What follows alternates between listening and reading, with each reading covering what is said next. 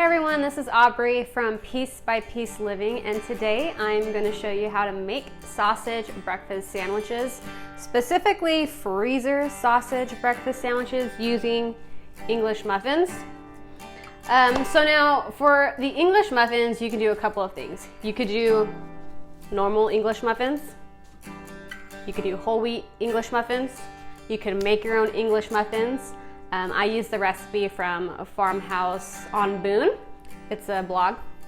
And then you could also use a gluten-free English muffin, whatever you want to do. But for today, I make these for my husband, so I'm just doing a mixture of the whole wheat and the normal English muffins.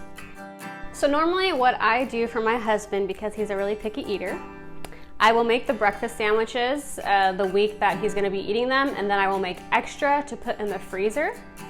And then I'm going to walk you through kind of how I do that, because I really do like putting these in the freezer. It makes it just so much easier to pull them out, defrost them overnight, and then to microwave them. This is also a cheaper option to just make your own versus having to go to McDonald's, Starbucks, and getting their breakfast sandwiches.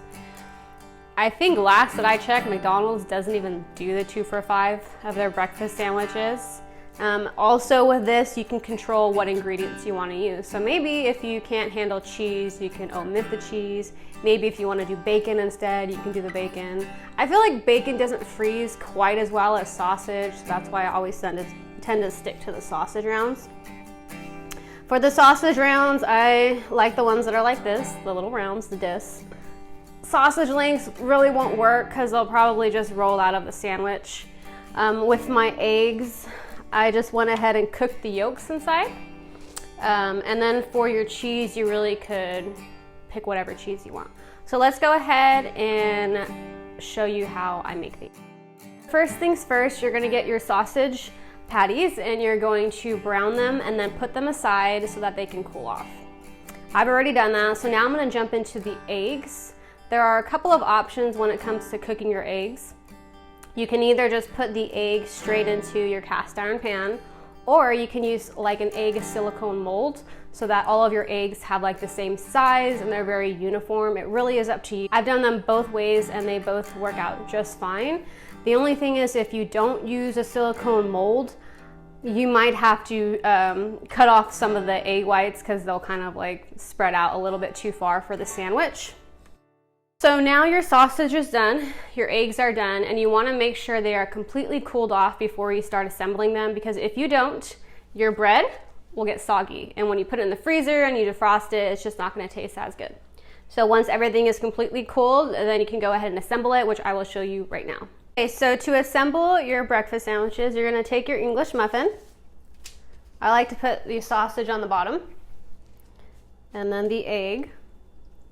And you can see this is an egg that was made with a silicone mold. It's very like uniformly round. So put that on top. And then for the cheese, sometimes the cheese is a little bit too big for the English muffin.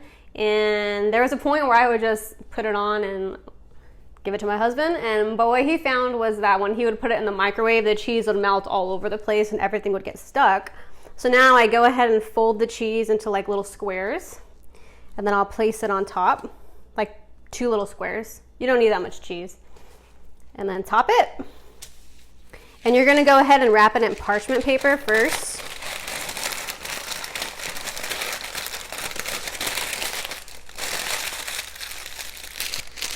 And then you're gonna wrap it in foil. Now the reason I wrap it in parchment and foil is because you can microwave it with the parchment paper, but my husband made some stickers and it has the ingredients and then the date on it.